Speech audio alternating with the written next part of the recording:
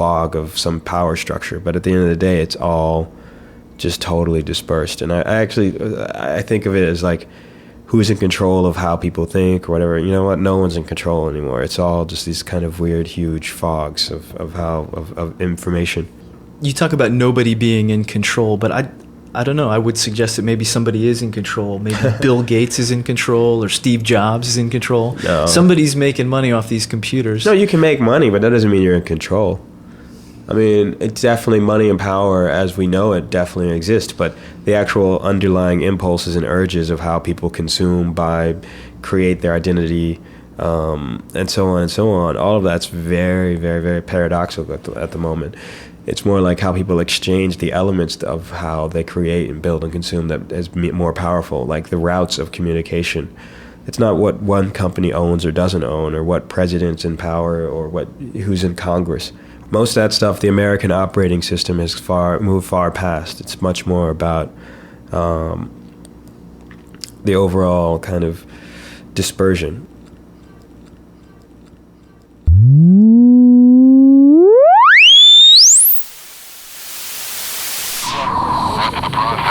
My process was a tragedy, and what Wall Street does not like is uncertainty. Trading shut down today at the New York Stock Exchange, suspended for a day. And no NASDAQ trading right now. New York Mercantile Exchange is closed. And we saw a reaction overseas with the FTSE 100 down to 5.7%, the French CAC index down 7.4%. Mexico stock index fell to an 8-month low, losing 5.6% of value before trading was halted. And crude oil prices are surging up to an 8-month high, with Brent crude up about 7%, spot gold up 5%, other precious metal prices also higher, copper up 4%, nickel up 7.9%. The dollar fell in value about 1.5% against the euro, the dollar down 1.8% against the yen.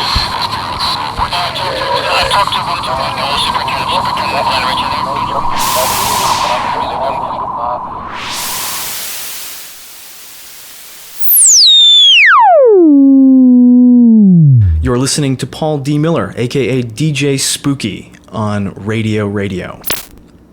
When I think of mixing or editing in a traditional radio perspective, the goal is to manage some kind of completely seamless coming together of two pieces of audio. When we splice things together, we try to put them together so naturally that you can't hear the splice.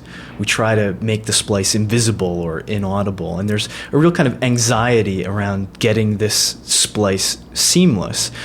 One of the things that this program tries to undo is precisely that kind of anxiety. Here we try to make the edit into an aesthetic opportunity rather than into something to get worried about. And this is also something that I hear in your work. The moment where two pieces of sound butt up against each other or come together seems as important to you as those two separate pieces of sound. Absolutely, yeah. I mean, I love the conflict and of how, you know, all these disparate elements can become one piece. I like that. The idea is that somehow seeing and exposing the process of appropriation and absorption and assimilation into one thing, you know, is far more intriguing to me than pointing out, hey, about everybody, it's all now the same thing. Most people at the end of the consumer process want that just one thing, you know. They want the seamless, finished, glossy, high-end lifestyle magazine to tell them how to live, or the glossy high lifestyle track to tell them how to live, or the glossy high lifestyle shoes or clothes or whatever. I like the idea of exposing and kind of playing with the fragments of, you know, saying, hey, you know what, it's all collaged and spliced together like some sort of huge abstract Frankenstein drifting over the planet. You know, it's kind of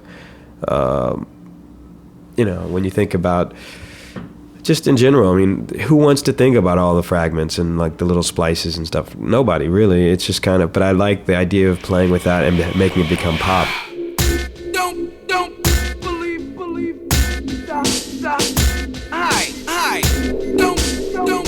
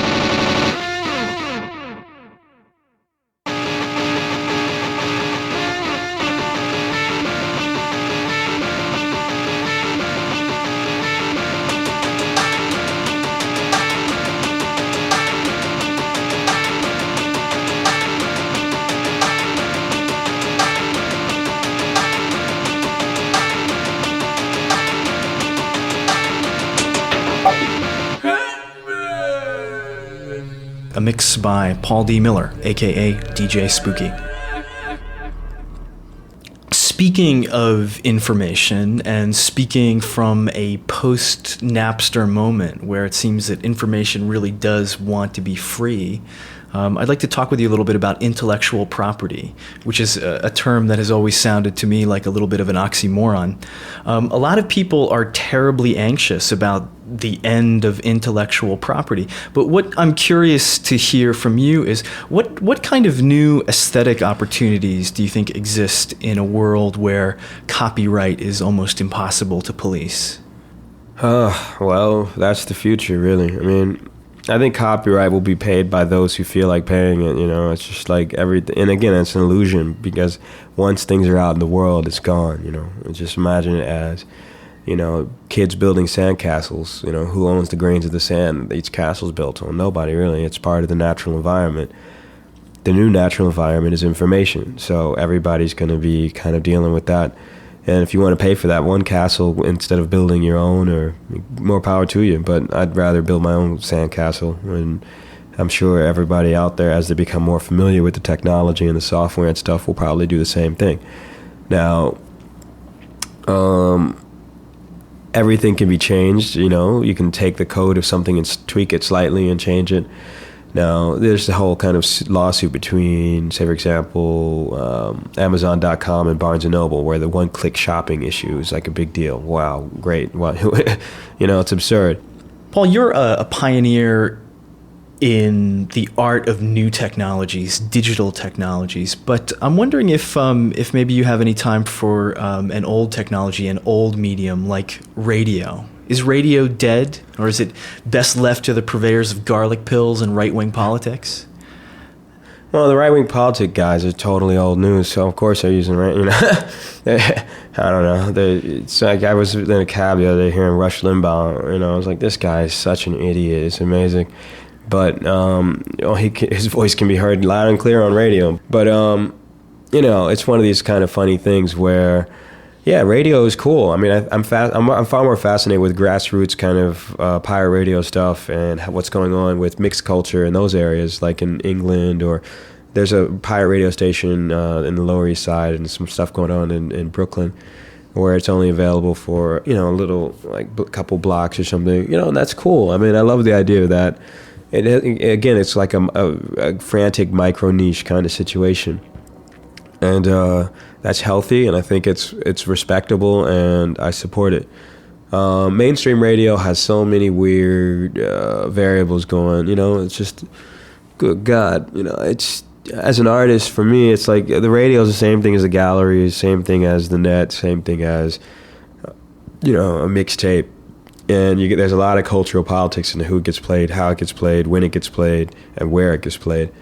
Personally, I'd rather play it myself. And that's my kick, and that's what I follow. But, it's all good. If somebody is far more fascinated with pop culture, that's good, that's cool. Hey, more power to them. It's a big world. And I like the idea of being able to be nomadic and move back and forth. Do you have any early formative experiences of listening to radio when you were a kid? Sure, yeah. I remember stuff. Believe it or not, on Black radio, they used to play The Police, Roxanne, stuff like that. They used to play Chic, Good Times, all that stuff. I was in D.C., which is the city that gave us stuff like what George Clinton would call the chocolate city concept, or not Bill Clinton, but George Clinton, from P-Funk. And I was, it was just The Quiet Storm was like an R&B meets like sort of chilled out material in general. And the first theme song of the show was like a radio sound of a jet plane taking off. So it was one of my formative memories, really.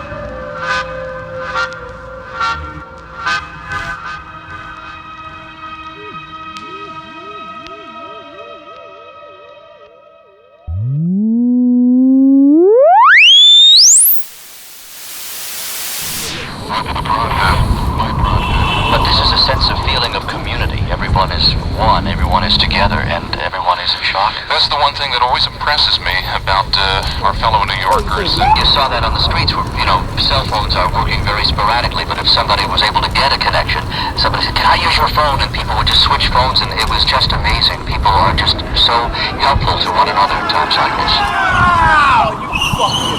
Matheson with the latest there. Don, tell us, what's up? Yes, I just took a walk down a part of the city that I know very well and have known for a long time, and I just cannot believe what I've seen. There's almost complete devastation. I saw active fires. There's a major blaze burning right now. It's in a large office building directly to the south. There's a major fire burning in an apartment complex. It's called Gateway Plaza. 3/4 of one of the most beautiful places on this island is now completely destroyed, and that is the Winter Garden. There's fire trucks smashed to smithereens, police cars totally destroyed, city buses, taxi cabs, private cars, trucks, all kinds of vehicles destroyed. And there were people in many of these vehicles. Done when the first day happened.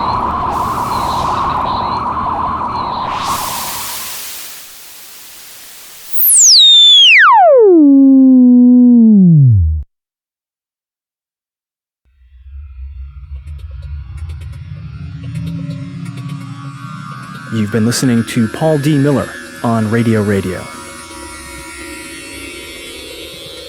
Our music was composed and performed by George Bruner, and we had technical help from Franz Moore.